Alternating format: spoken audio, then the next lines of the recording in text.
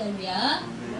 네, 주님의 이름으로 사랑하고 축복합니다. 오늘 말씀의 제목은 교회 성장과 성령의 능력이라는 제목으로 함께 말씀을 나누면서 나누도록 하겠습니다. 존 버런이 지은 철로 역정에 보면 이런 내용이 있는데요. 한 기독교가 어떤 방에 들어가 보니까 방 옆에서 불이 하늘 달고 있었다고 그래요. 그래서 여러 사람이 그 불을 끄려고 물을 퍼붓고 있었지만 그러나 불은 좀처럼 꺼지지 않고 계속해서 그냥 타고 있었답니다. 어떻게 해서 저 불이 꺼지지 않고 타고 있는가 이상하게 생각하면서 가고 왔더니 어떤 점잖은 분이 병에다 기름을 가득 담아가지고 그 뒤에서 계속해서 그 기름을 부어주고 있는 거예요. 그러니까 이 불이 안 꺼지는 거죠. 아무리 그 물을 갖다 부어도 계속해서 기름을 부어주니까 불이 잠드는데 더 오히려 크게 확산되어 나가는 것입니다. 이렇듯이 정말로 이 악하고 음란한 죄악이 가득한 세상에서 우리 믿는 사람들의 그 강한 신앙의 불길은 사실상 그 모든 세상을 변화시킬 수 있는 그런 능력의 기름 부으심의 그 역사로 불길이 꺼지지 않는다라는 것입니다. 그래서 우리 속에 우리 한 사람 한 사람 속에 그 성령님께서 기름을 부어주시고 그 기름으로 인해서 밖에 나가서 우리가 생명의 빛, 또 그 사랑의 빛, 섬김의 빛을 살 수 있고 또 그 별과 같이 그렇게 하나님을 빛나게 그렇게 영광을 돌릴 수 있다라는 것을 말씀하고 있습니다. 이것은 바로 우리 성령님께서 우리 한 사람 한 사람에게 은혜를 충만히 부어주실 때에 가능하다라는 것을 말씀하고 있는 것을 보게 돼요. 어저께 그 토요일 날 이제 큐티 말씀이 사도행전 1장 12절에서 26절 말씀이었어요.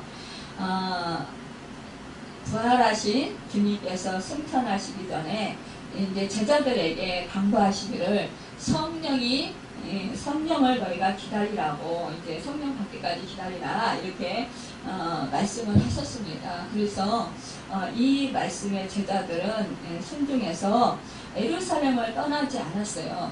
11사도를 비롯한 예수님 어머니와 또 동생들과 제자들과 또 여자들 120명은 예수님이 승천하신 그 감람원, 그러니까 그 예루살렘과 베다니 사이에는 그 감람나무가 많은 감람산에서 이제 예루살렘을 떠나지 말라는 그 예수님의 명령을 따라 안식일 규정에 따른 이동 거리, 그러니까 가능한 거리가 있어요, 유대인들에게. 그래서 이 거리 2,000규빗, 그러니까 1.1km 이내에 범위 안에서 움직일 수가 있는 거예요.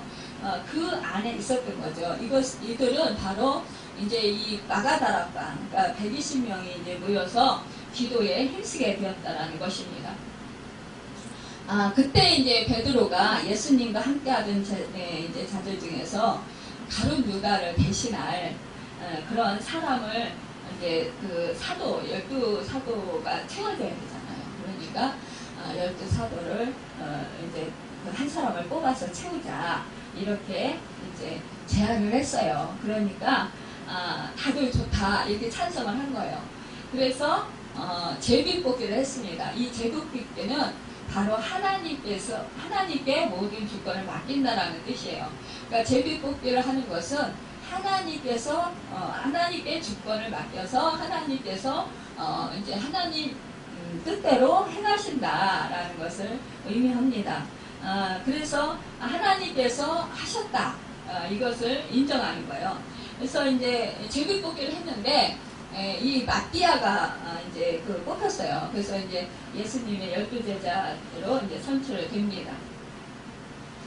이렇게 이 사람들은 결국은 그 하나님께서 이들의 그 마음을 감화감동시키시고 이들에게 성령을 받기 전에 12사도의 수를 채워서 이제 복음 전파를 하게 하도록 그렇게 준비하시는 과정을 만드셨던 거예요.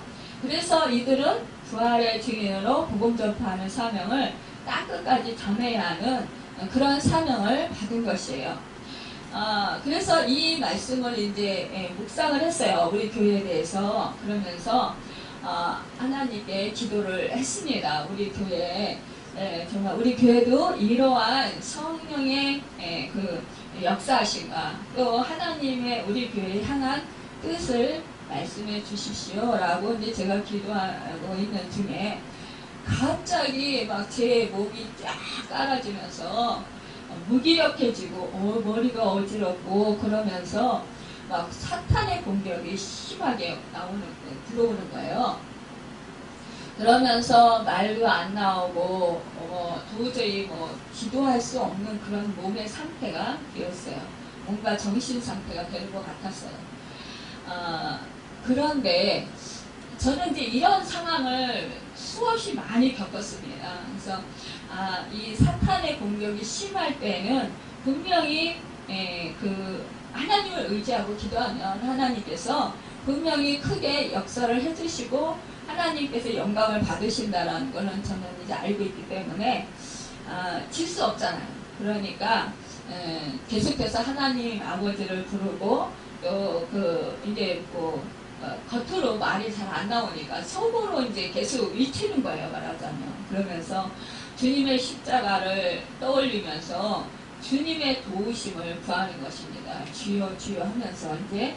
근데 이제 이게 겉으로 목소리가 안 나오니까요. 이 속에서 이제 막 깊은 이 속에서 계속 이제 주님을 간절히 찾는 거예요. 간절히 찾으면서 막 방언 기도를 하려고 애쓰는 거예요. 그러는 중에 이제 정말 그 방언 기도가 이제 조금씩 나오기 시작했어요. 그러니까 아주 그냥 작은 소리로 이제 저는 있는 힘껏 다 힘을 다해서 방언 기도를 하고 있지만 그러나 이 목소리는 안 나오는 거 있잖아요. 계속해서. 그렇지만 그러는 중에 조금씩 목소리가 커져가면서 이제 열려가는 거죠. 그러는 중에 이제 그 정신이 이제 없는 상황이죠. 막 그냥 그런 중에 환상이 보였습니다.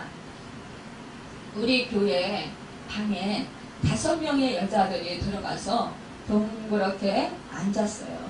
그런데 제가 문 앞쪽에 있었어요.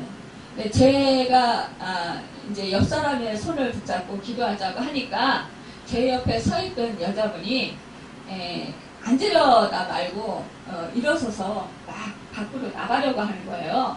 그래서 그러면서 하는 말이 나는 볼 일이 있고 시간이 없어서 기도할 수가 없어요. 그러니까 가야 돼요. 이렇게 말을 하는 거예요, 저에게.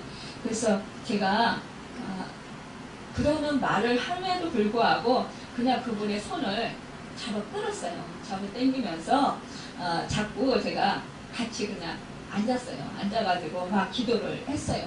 그러니까 동그랗게 앉아가지고 이제 계속 이제 막 기도를 계속 했습니다. 그렇게 기도를 하자 저에게 공격했던 그 세력들이 점점 힘을 잃게 되었고요. 저는 정신이 들면서 이제 점점 무기력했던 몸이 회복이 가는 거예요. 그러면서 몸이 이제 가벼워지고 정신이 멀쩡해지는 거죠. 그러면서 막 눈물이 나면서 그러면서 이제 성령 충만함이 저에게 막 임하는 거예요. 그러면서 막 이제 방언 소리도 커지고 그러면서 이제 막 이제 기도를 하게 되었습니다. 그런데 그때 제 안에 성령님의 음성이 들렸습니다. 성령 충만함을 위해서 이 모습 이대로 기도하여라. 그리하면 부응하리라. 이런 음성이 들렸어요.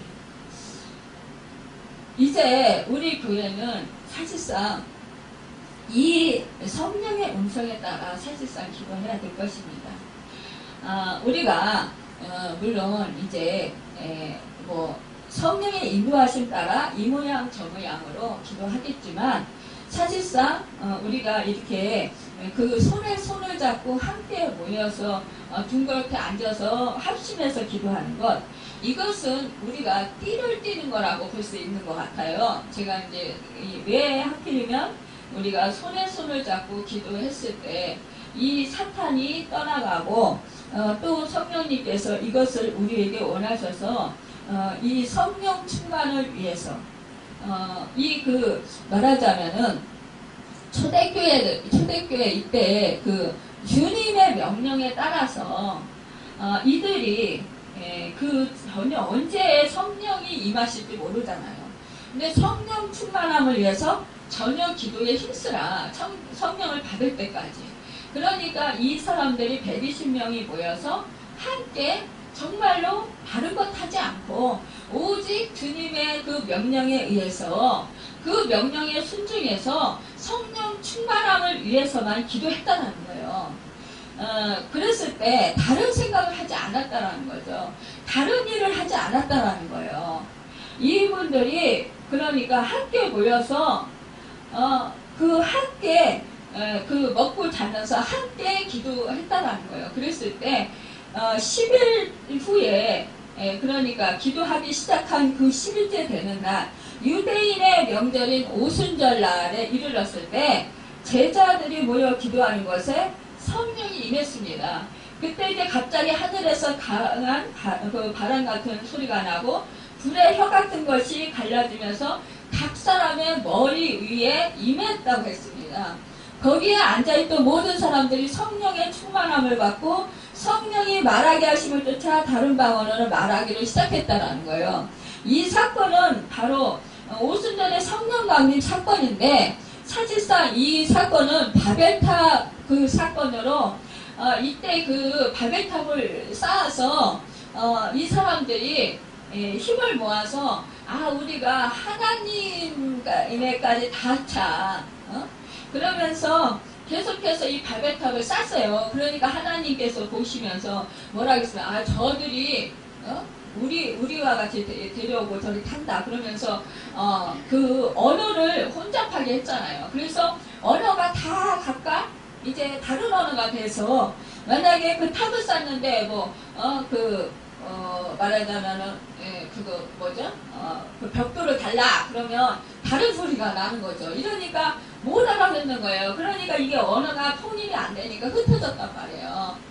그런데 이날은 사실은 성령이 충만함을 받았을 때 이 인간의 그 언어가 통일이 됐다는 거예요. 이때는요 성령이 방언이 각 나라의 말로 하게 된 거예요. 그러니까 다른 나라의 다른 지역의 사람들이 그 말을 알아듣게 되는 거죠. 지금 우리 방언은 이제 하늘의 방언이지만 그때 방언은 지역적인 방언이었다는 거죠. 결국은 그들은 막 서로가 말을 다 알아듣는 거예요. 그러니까 무슨 말인지 알아듣고 저 사람이 배운 것이 없는데 어떻게 우리의 말을 할까? 그러면서 놀라워했다라는 거죠. 여러분 사실상 장로님 에어컨 꺼주세요. 그러니까 우리가 이렇게 그 성령 충만함 이것을 정말 이렇게 사모할 때 그 하나님의 뜻 안에서 놀라운 그런 축복의 역사를 받게 되는 것을 보게 됩니다. 여러분 성령 충만함을 받은 이 제자들은 하나님의 능력을 덧입게 되었어요. 주님을 떠나 보낸 뒤 그들에게 있었던 모든 불안과 근심은 그 사라지고 담대에게 복음을 전하게 되는 그런 은혜가 주어지게 됐습니다. 또한 그 복음은 능력이 있어서 듣는 자들에게 회개하는 역사가 있게 되었다는 거예요.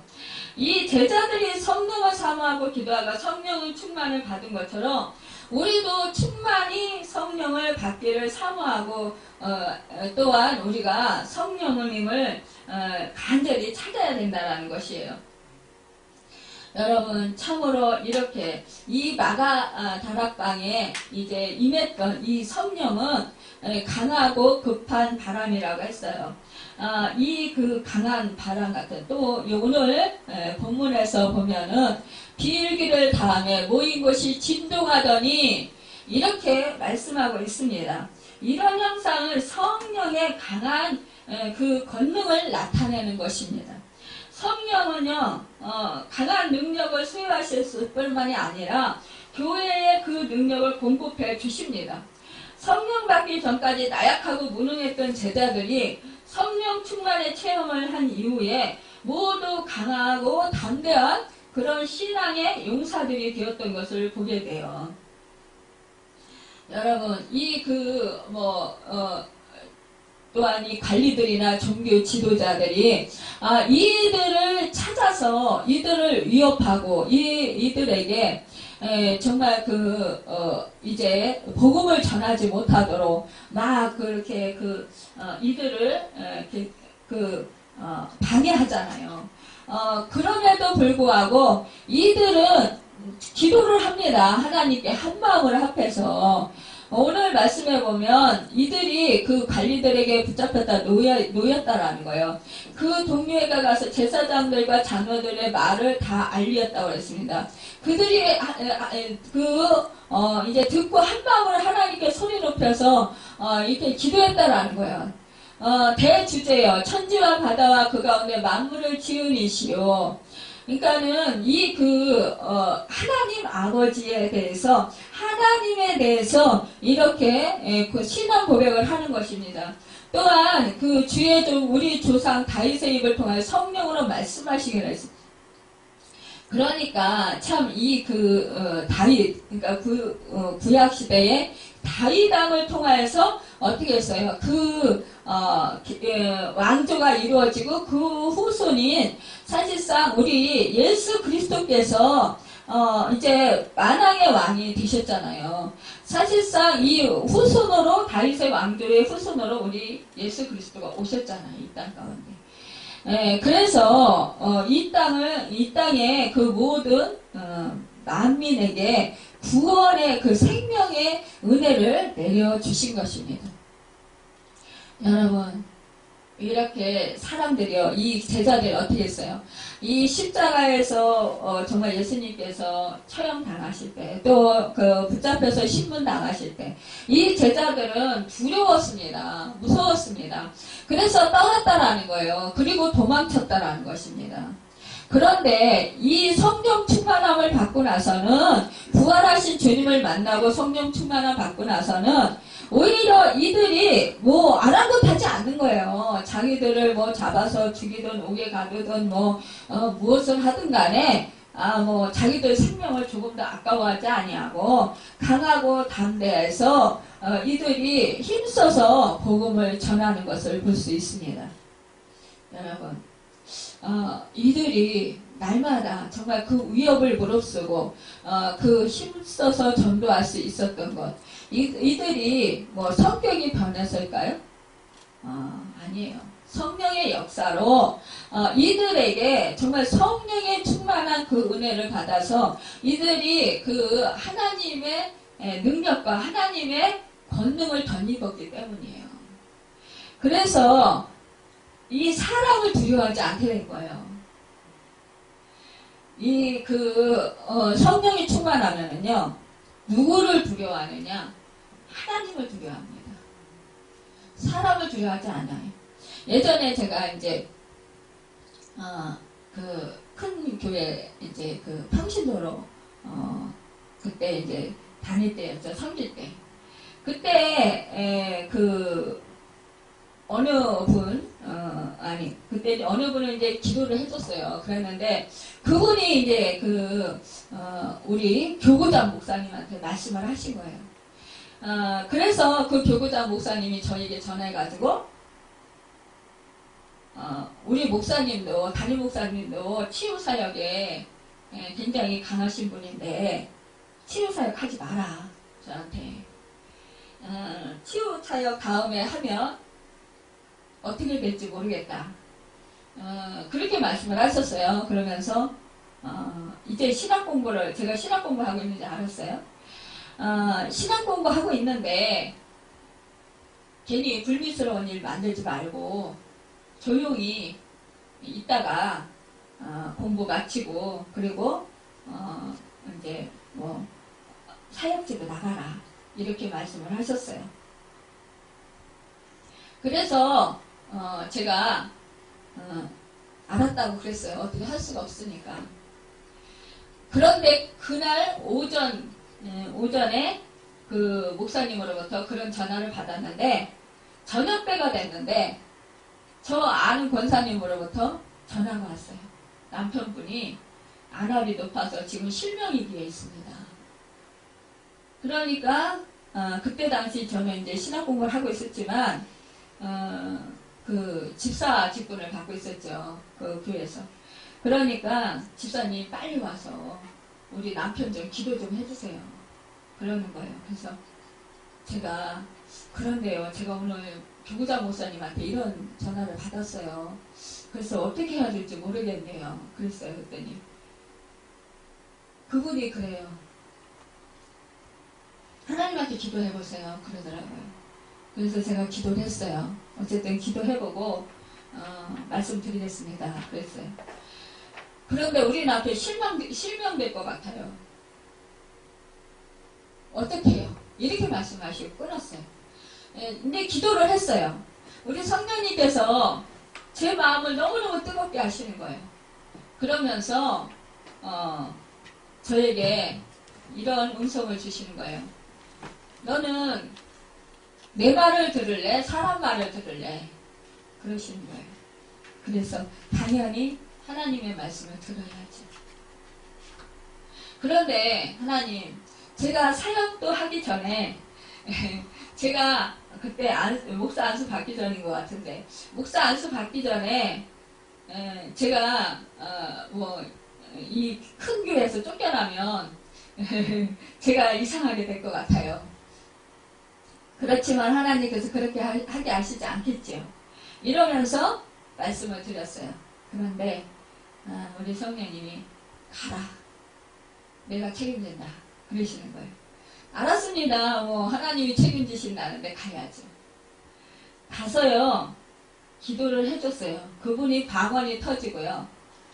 그날 그 안압이 정상이 됐어요. 병원에서도 그 안압을 잡지 못했었어요. 그런데 안압이 정상이 됐고 그분이 방언을 받았고 그래서 그분의 소개로 우리 이제 그 교회 집사님의 어려울 때 그 엄마 이제 암으로 고생할 때 그때 이제 소개를 받게 해서 그 집에 가서 제가 치유 사역을 하면서 우리 교회 성도들이 이제 세워지게 됐습니다. 여러분 이렇게 하나님은 우리가 생각지도 못한 방법으로 역사를 하셔요. 내가 정말 사역을 하다 보면 생명을 걸어야 할 때가 너무나 많이 있습니다. 또한 정말 몸이 아파서 완전히 죽을 것 같은 그런 상황에서도요. 누군가 기도를 받으러 오면 해줘야 됩니다. 그런 상황에서 대부분 사람들이 그래요. 이런 말을 해요. 저한테. 목사님, 몸도 하나님이 거하시는 그릇이잖아요. 그러니까 몸도 아껴야 되잖아요. 그 말이 맞아요. 그런데 모르겠어요. 저에게는 몸을 아끼려고 하면 제 안에 있는 사단의 가시가 있어서 그런지 더 괴롭히는 거예요. 더 힘들게 하는 거예요. 제가 죽으면 죽으리다. 그래요. 아니 죽으면 천국에 가죠. 그러면 제가 사역하다가 주님의 심부름 하다가 천국에 갔으니까 얼마나 기쁨으로 만날 수 있어요. 하나님의 상급 받겠죠. 그것도 순교잖아요. 그러니까 감사합니다. 제가 지난번에 이제 아버지 천국 보내드리고 나서 좀 쉬려고 했더니 쉬지를 못하게 하시는 거예요. 그러니까 그동안에 무리를 너무 많이 했었는지 그런지 모세관이 막 이제 정말로 정신없이 터져가지고 완전히 다리를 못 쓸 정도로 그런 상황에 들었습니다. 그래서 제가 쉬려고 했는데 오히려 더 저를 괴롭히는 거예요. 그러면서 우리 주님은 제 체력에 아침 금식을 계속 시키셨고 이제 대선포진까지 터지면서 생기면서 결국은 이제 그 아침 금식을 이제 중단했는데 결국은 영적인 싸움이 그렇게 극심했습니다. 그런데요, 이 모든 것은 다 성령님의 능력이었어요. 성령님께서 하신 것이었습니다. 저는 그저 힘들어도 죽을 것 같아도 그냥 맡기고 따라가는 것 뿐이었어요. 어떨 때는 어쩔 수 없이 그렇게 행할 때도 있었습니다. 그런데도요, 하나님께서는 놀랍게 하나님의 뜻을 이루시고 영광을 받으셨어요. 여러분, 이 마지막 때가 되면 될수록 더 우리를 믿음을 지키지 못하도록 위협하는 일들이 너무나 많이 있습니다. 내가 뒤로 물러서야 할 일들이 너무나 많아요. 신앙생활 하다 보면 나를 위협하는 일들이 너무나 많이 있습니다. 가깝게는 내 남편과 내 아내, 내 자식들이고 내 이웃들이고 내 친구들이고 내 친척들입니다. 여러분, 이 사단은요, 우리 가정을 깨트리려고 얼마나 공격을 하는지 몰라요. 부부 사이를 갈라놓아야 이 가정이 깨집니다. 가정이 깨질 뿐만이 아니라 모두 다 상처를 받고 또한 그 자녀들이 또 그 어려움을 겪습니다. 이웃이 어려움을 받고 친척들이 어려움을 받습니다. 여러분, 이 사단이 계략이 얼마나 우리로 하여금요, 가정을 지키지 못하도록 방해하는지 몰라요. 특히 우리 믿음의 사람들, 사역을 하는 사람들에게는 특히 더 심합니다. 그렇게 해서 무너뜨려 놔야 다른 성도들이 보고, 아, 저렇게 목사들도 또 사역자들도 저렇게 가정 하나 지키지 못하고 저렇게 망가지는데 뭐 우리가 무슨 능력이 있어? 우리가 무슨 힘이 있어? 그러면서 믿음 생활을 제대로 하지 못하도록 방해한다라는 사실입니다. 여러분, 그래서 우리는 더욱더 깨어서 기도해야 합니다. 여러분, 우리 교회와 또 가정과 우리 성도들, 이것은 하나의 연합체로 볼 수 있습니다. 여러분, 내 자신이 성령 충만하지 못하면 내 가정이 성령 충만하지 못합니다. 내 가정이 성령 충만하지 못하면 우리 교회가 성령 충만하지 못합니다. 여러분, 우리는 나 한 사람이 성령 충만함으로 인해서 우리 가정이 성령 충만하고 우리 교회가 성령 충만하게 되는 거예요. 여러분, 말세가 가까울수록 사단의 주된 전략은 우리 성도들로 하여금 모이기를 꺼려하는 마음을 갖게 하는 것입니다. 연합하는 것을 싫어하게 만든다라는 거예요. 자꾸만 나 개개인의 그 삶을 주장하게 만든다라는 것입니다. 편한 대로요. 사실상 그렇잖아요. 물론 어떤 때는 외로워서 두 사람이 함께하고 세 사람이 함께하면 좋기도 해요. 행복하기도 해요. 그런데 그렇게 해서 좋으면 사랑을 나누고 그러면서 서로 부족한 부분을 메꿔주고 서로 섬겨야 되는데, 그런데 각자 성품이 다르고 생각이 다르다 보니까, 가치관이 다르다 보니까 사실상 이게 뜻이 안 맞을 때가 있다라는 거예요. 그러면 그때 미움이 생기고 다툼이 생기고 그러면서 분열이 생깁니다. 그러면 별것도 아닌 거 가지고 조그만 아주 사소한 문제 가지고 서로가 서로 미워하고 서로 등을 돌리게 돼요. 그러면서 서로 상처를 주고 서로 짜증을 내면서 아픔을 주게 돼요. 이것이 바로 사단의 계략이라는 거예요. 우리 마지막 때에 우리가요 정말 깨어 있어야 되는 것은 사실상 우리 마음과 생각을 통해서 오는 그 악한 사단의 역사예요. 우리 마음을 통해서요 수시로 공격이 옵니다. 수시로요, 우리로 하여금요, 미운 생각을 갖게 하고요, 수시로 사람들에게 하여금 부정적인 마음을 갖게 합니다. 부정적인 말을 하게 해요. 사실상 우리 인간은 누구나 다 흠없는 사람이 어디 있어요? 다 흠이 있어요. 다 부족함이 있어요. 다 연약함이 있습니다. 그러면 연약하고 부족하고 나약한 것들, 그 흠이 있는 것들을 여러분, 그게 보이면 하나님한테 기도하세요. 통곡을 하면서 기도를 하세요. 제가 오늘 아침에 교회 왔습니다. 교회 와서 기도를 했습니다. 우리 저 자신뿐만이 아니라 우리 성도들, 우리 가정을 놓고 성령님께서 통곡을 시키면서 기도를 시키셨어요. 그런데 너무나 감사합니다. 왜냐, 이제 우리 교회가 이제 정말로 힘든 사람들을 이제 우리가 섬길 수 있는 그런 이제 시간이 된 것입니다. 여러분, 우리 하나님께서 우리 교회에요, 그동안에 정말 영적으로 힘들고 마음적으로 힘들고 물질적으로 힘들고 그런 분들 많이 보내주셨어요. 그런데 우리가 잘 섬겨서 정말 지금 잘 신앙생활을 하시고 또 이제 전도사가 되고 또 목사가 되고 그러면서 정말 많은 사람들 섬기는 그런 분들도 있지만, 그러나 너무나 안타깝게도 교회를 떠나가고 또 제대로 믿음 생활을 안 하는 그런 분들도 있습니다. 그런 분들을 볼 때 너무나 마음이 아프고 가슴이 애리어요. 늘 가슴에 품고 그분들의 이름을 불러가면서 늘 기도를 합니다.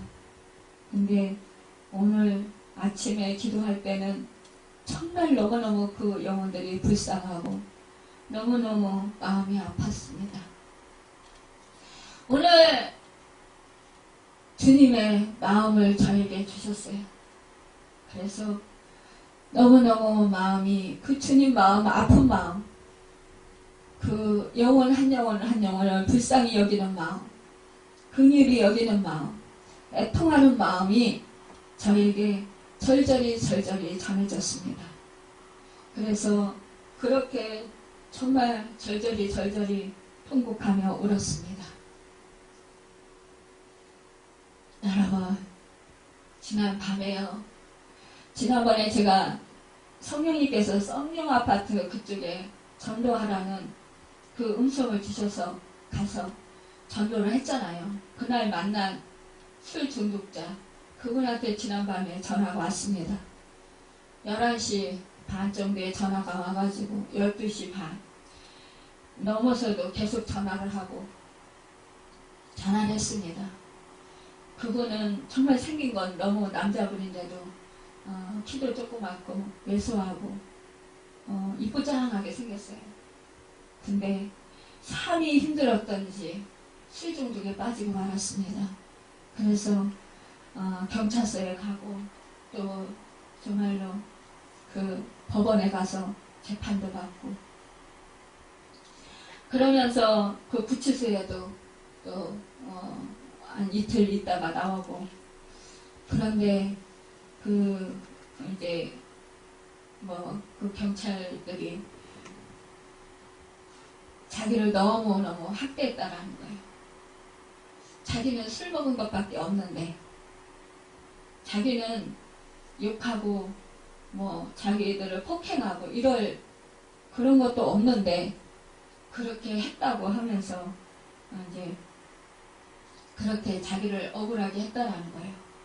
그러면서 너무너무 가슴 아프다고, 이것을 누구한테 하소연하겠냐고 이러면서 교회에 나오겠다고 말씀을 하시더라고요. 그래서 오늘 나오라고 했더니 오늘은 자기가 일을 가야 돼서 못 나오고 내일 새벽서부터 나오겠다고, 새벽배달을 쌓겠다고 하더라고요. 그러면서 그 얘기를 하는 거예요. 자기 그날 저를 만난 날 자기는 최악의 날이었다는 거예요. 그날 구치소에서 나온 날이었대요. 그래서 저를 만나서 저에게 너무 답답하고 힘들어서 술을 먹으면서 이제 얘기를 하소연을 하고 싶었던가 봐요. 근데 제가 술을 사러 간다고 하니까 제가 도망갔다라는 거예요. 그래서 제가 아유 죄송해요. 근데 술 산다고 하시니까 제가 술 중독이신 거 알겠는데 또 술을 드신다고 하니까 제가 그거는 허용할 수가 없었어요. 제가 그때 음료수 사드린다고 했잖아요. 음료수 사드리면 음료수 먹으면서 얼마든지 제가 말씀을 드려드릴 수 있었는데 술을 사준다고 하니까 그런 거예요. 그랬더니 알아요. 그러면서 그래도 고마웠어요. 그날 자기 얘기를 들어준 게 너무 고마웠다고 그러면서 제 얼굴에서 빛을 보았다는 거예요. 그러면서 나오겠다고 그러더라고요. 그래서 그래요. 그건 성령의 역사였네요. 감사합니다. 그렇습니다.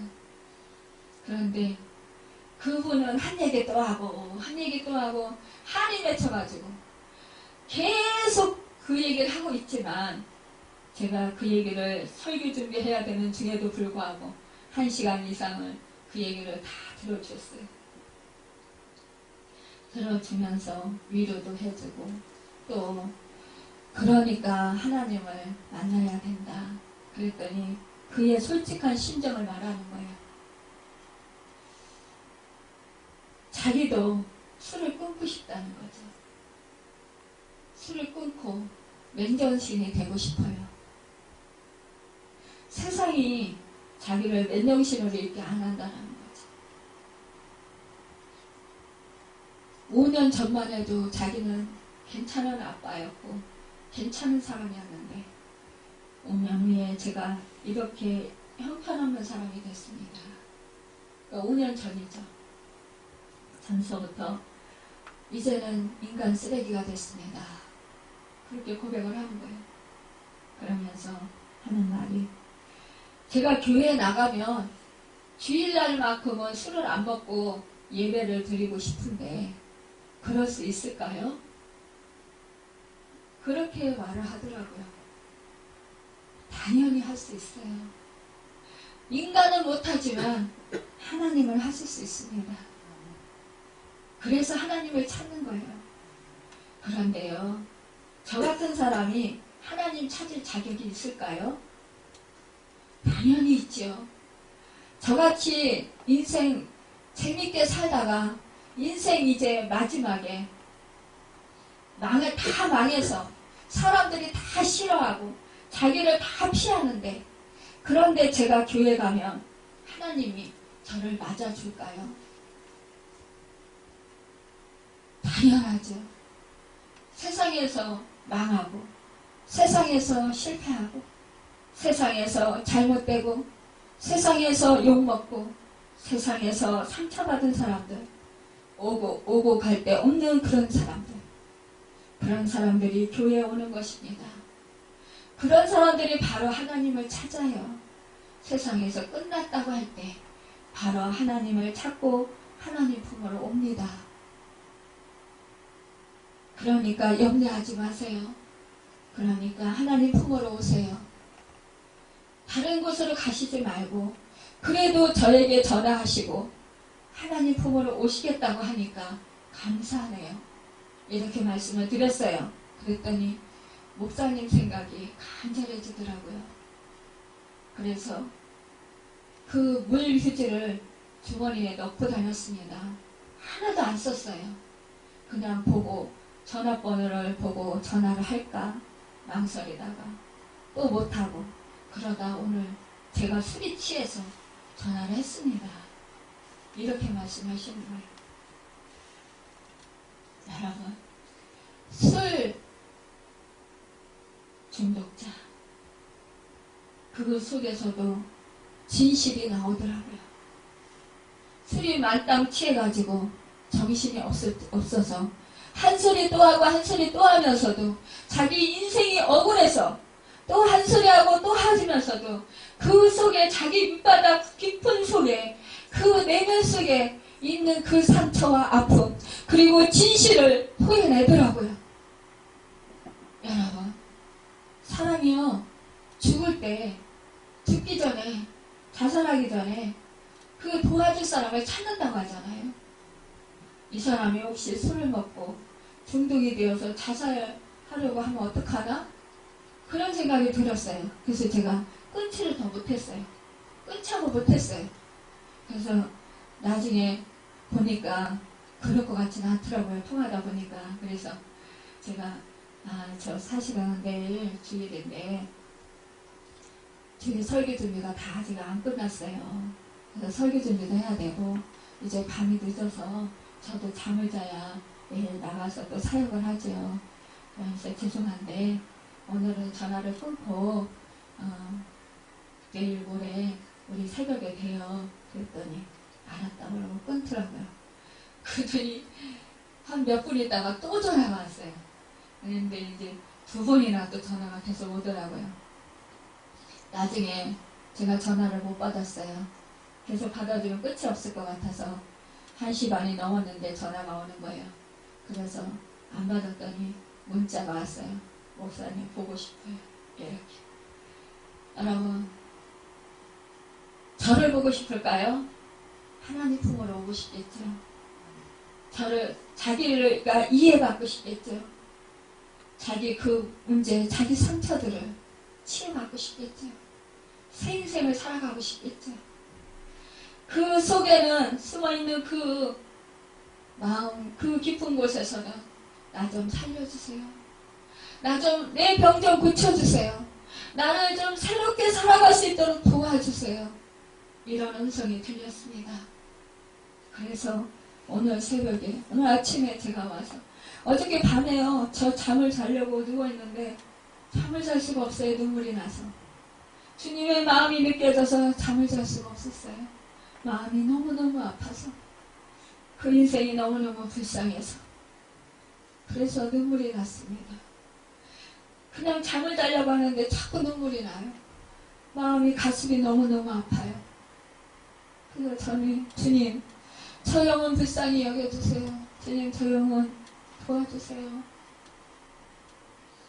여러분, 이것은 바로 성령님이 저에게 주님의 마음을 느끼도록, 알도록, 깨닫도록, 하나님 사랑을 깨닫도록 그렇게 은혜를 내려주셔서 그 감정과 그 마음이 들었을 것입니다.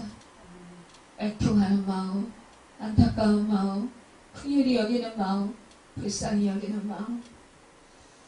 여러분, 정말로 하나님의 사랑이 느껴졌어요. 한동안 일어나서 제가 그 사람을 놓고 부르짖고 기도할까 하다가 그냥 누워서 눈물 훔치고 그러면서 속으로 탄식하며 기도하다가 어느새 잠이 들었습니다. 그래서 눈을 뜨자마자 교회로 달려나와 기도하지 아니하고는 견딜 수가 없었어요. 그러다 보니까 그 한 영혼에만 속한 것이 아니라 다른 영혼들이 자꾸 생각이 들고 떠올랐습니다. 자꾸 얼굴이 비춰졌어요. 그래서 계속해서 통곡해서 올 수밖에 없었습니다. 여러분, 그렇습니다.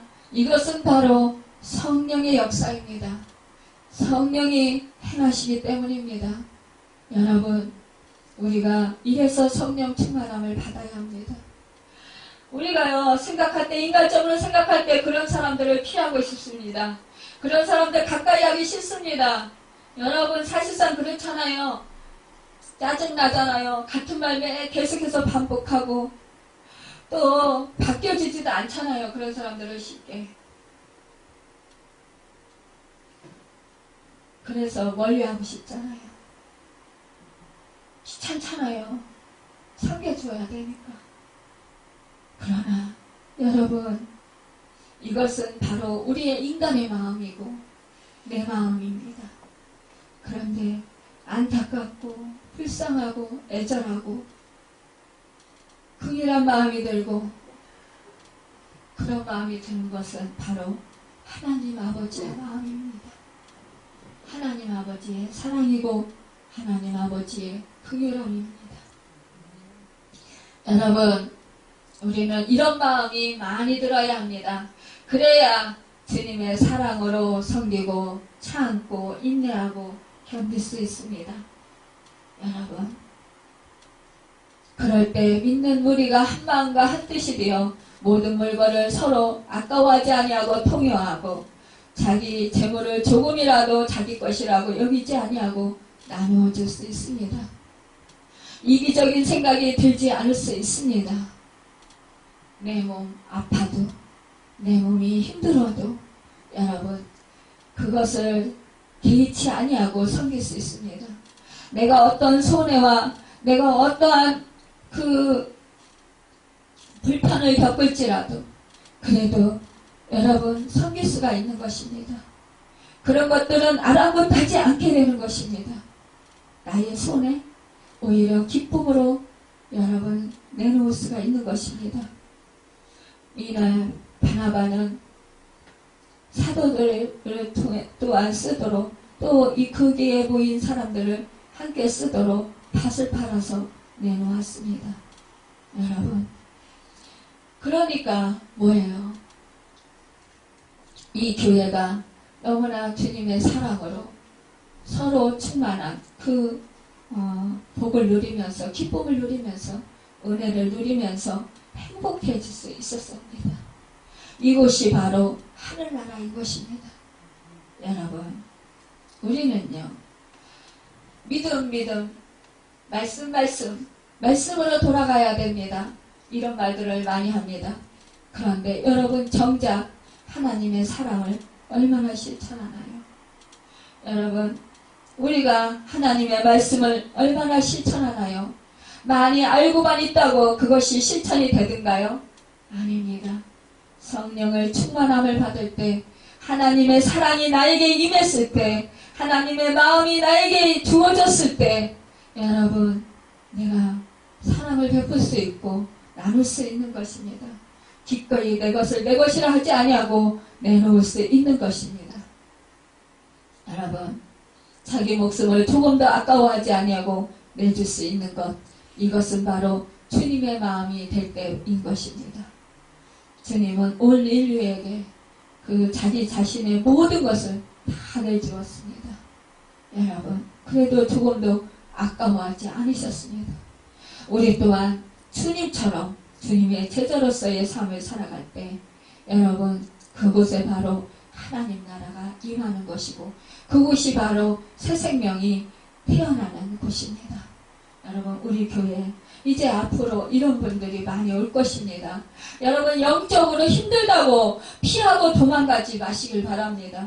여러분, 내가 저 사람과 같이 있으면 술 냄새나고 저 사람하고 같이 있으면 담배 냄새나고 저 사람하고 같이 있으면 음담패설을 해서 듣기 싫고 내 영혼이 혼탁해지고 내가 너무나 힘들고 내가 물질적으로 도와줘야 되고 내가 헌신해야 되고 희생해야 되니까 손해라고 그래서 교회 나오고 싶지 않다고 여러분 도망가시지 마시길 바랍니다. 여러분, 이 자리 세워놓으신 이 자리에서 여러분 정말로 충성을 다하는 여러분과 제가 되어서 하나님이 기뻐하시는 그 축복의 은혜를 받으시고 하늘의 상급을 많이 받으시고 또한 이 땅에서 놀라운 하나님의 축복을 받으시고 우리 교회가 부흥하고 여러분들도 아름다운 성령의 열매를 아름답게 맺어서 주님을 기쁘시게 해드리고 정말로 주님의 형상을 이루는 축복의 역사가 있기를 예수님의 이름으로 축원합니다. 기도하겠습니다.